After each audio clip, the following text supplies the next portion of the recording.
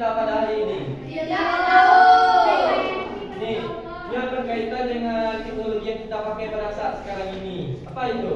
Perkembangan ilmu pengetahuan yang sangat canggih. Ya. Nah, itulah materi kita pada hari ini kaitannya, yaitu menghayati karunia Allah dari perkembangan peradaban dan ilmu pengetahuan. Nah, pada masa sekarang ini perkembangan peradaban sangatlah luas. Sama-sama kita ketahui ilmu pengetahuan pada saat sekarang ini semakin canggih. Apa saja tuh perkembangan pengetahuan yang canggih tersebut? Apa contohnya? Siapa yang tahu? Apa, Pak? Apa? Robot. Terus apa lagi? HP. Yang sering kita gunakan? HP. Jadi gimana kita cara menggunakan HP tersebut? Apakah memiliki dampak positif ataukah negatif? Nah, disitulah kalau kita pandai menggunakan teknologi yang canggih yang seperti handphone atau smartphone, nah pandai-pandai kita memakainya. Jadi kita gunakanlah yang berbau positif. Jadi kita gunakanlah, misalkan kita menggunakan handphone, kita carilah searching ini yang misalkan mencari dakwah-dakwah Islam, mengenai nilai keislaman dan lain sebagainya. Bukan kita melihat media sosial kayak TikTok, orang yang joget-joget. Nah, tidak boleh. Refreshing masa joget dilihat. Baik itu kalau kita main TikTok, bukalah yang berbau nuansa keislaman. Misalkan gadget Ustaz Abdul Somad, Nabi Hidayat, kan bagus. Baik, Pak. Begitu pula dari yang laki-laki. Handphone gunanya untuk bermain game kebanyakan. Bahkan sangat disayangkan bagi kaum laki-laki. Bahkan guna handphone tersebut untuk dijadikan judi, kayak game di domino dan lain sebagainya. Tidak baik kan? Tidak betul video.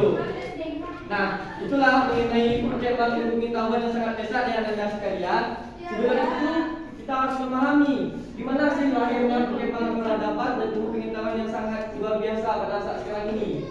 Yaitu pemicunya yang pertama itu pada masa dinasti Bani Umayyah. Inilah merupakan lahirnya perkembangan peradaban dan ilmu pengetahuan. Yaitu pada masa DBU melakukan invasi ke daerah Transjordana dan Syria yang menemukan manuskrip kuno di Damaskus. Jadi ada yang paham apa itu manuskrip kuno? Tidak tahu. Sama kayak tulisan-tulisan kuno. Nah di situ, naskah juga. Di situ dia menemukan naskah-naskah kuno tersebut.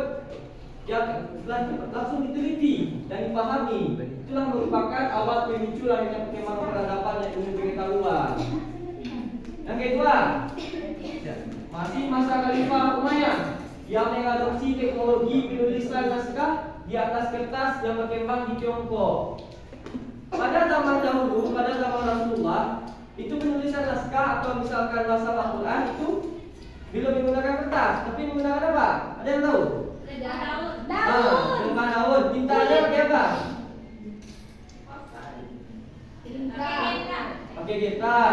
Nah, itulah pada zaman Rasulullah. Tetapi pada masa Khalifah Umayyah, dia sudah penulisan naskah tersebut menggunakan kertas, yang mana mula tersebut berkembang di masa Tiongkok.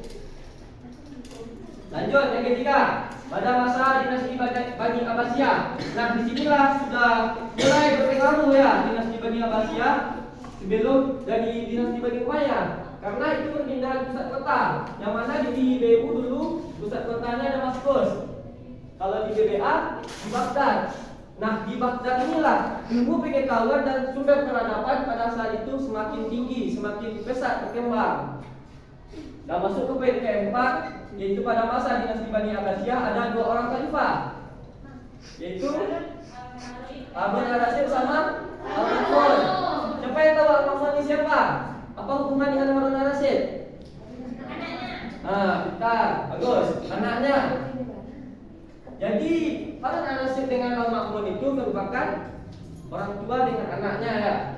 Jadi dua orang khalifah ini memiliki cita-cita yang sangat tinggi, yang inginnya membangun peradaban dan ilmu pengetahuan. Dan disitulah pada masa dinasti Bani Abbasiyah banyaknya karya-karya yang tercipta, banyaknya penemuan-penemuan baru seperti penemuan sumber mata uang dan lain sebagainya. Nah, Jawab. Yang dari yang 4 ini. Ada kasihnya. Dah. Baik, kita lanjut mengenai tokoh-tokohnya lagi ya. Tokoh-tokoh terutama mengenai ilmu pengetahuan dan perkembangan peradaban. Yang pertama apa? Oh, Ibnu Sina ini ilmu kedokteran. Siapa yang tahu karyanya? Karyanya. Ya. Nama karyanya dulu. Tabib. Bapak tuliskan ya. Al-Qanun fil Al-Tib. Nah, itu yang pasnya. Itulah karya dari Ibnu Sina mengenai tentang kedokteran. Yang mana karya Al-Qanun fil Al-Tib tersebut merupakan sebagai sumber rujukan untuk kedokteran masa sekarang ya. Itulah sangat luar biasa ya Ibnu Sina ini. Tetapi Ibnu Sina ini bukan hanya kedokteran saja, tetapi dia juga ahli psikologi. Jadi dia bisa membaca pikiran seseorang dan lain sebagainya. Dan juga yang mengeluarkan pendapat ahli fisiologi yang dia sampaikan, psikologi tersebut, bahwasanya orang yang psikolog itu bukan berasal dari jiwa tersebut, bukan berasal dari metafisik, tetapi jiwa itu berasal dari keadaan atau kesadaran kita. Jadi yang mengeluarkan itu adalah Ibnu Sina sendiri. Selanjutnya, tokoh yang kedua apa? Al-Kindi. Ahli apa Al-Kindi tersebut? Filsafat. Betul. Ekonomi. Ya, Al-Kindi merupakan ahli filsafat. Walaupun Al-Kindi dengan ahli filsafatnya, tetapi dia juga mencapai atau menggunakan pengetahuannya tersebut bukan di ahli filsafat saja, melainkan juga ada di ahli kimia, yaitu contoh karyanya dari Al-Kindi tersebut ya, yang mengenai ahli kimia, yaitu terkait mengenai kayak penyulingan alkohol. Tahu nggak alkohol pada zaman sekarang ini? Tahu kan? Apa gunanya? Untuk bius. Untuk membersihkan luka, betul. Terus untuk orang bius, sobat bius. Itu yang gunanya Sebelum pada masa suntik. sekarang ini. Sebelum Bukan suntik. alkohol yang Bersihkan. minuman keras ya, untuk minum Itu steril mabuk kan? dan lain sebagainya. Nah, lanjut yang ketiga apa? Al-Khayyam. Tahu siapa Al-Khayyam ini? Astronomi. Salah. Al-Khayyam ini merupakan ahli yang kita pelajari yang sangat sulit. Apa mata pelajaran yang sangat sulit? Betul. Matematika. Apa yang bilang sulit tadi? Kenapa dibilang matematika? Berarti sulit kan? Jadi Al-Khayyam itu orang yang pertama kali menemukan mengenai matematika, yaitu dia menemukan namanya apa ini? Persegi. Ini persegi ya. Yang ini apa namanya? Persegi.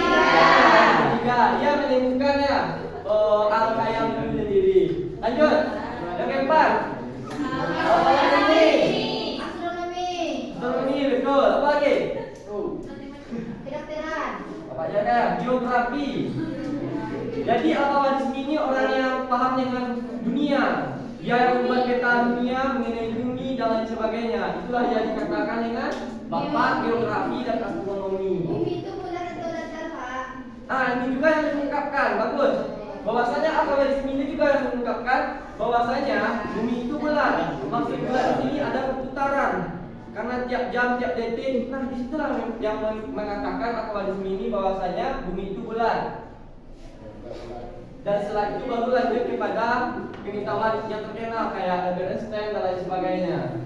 Lanjut, yang terakhir kelima, Al-Tusi. Siapa yang tahu? Tidak tahu? Al-Tusi ya.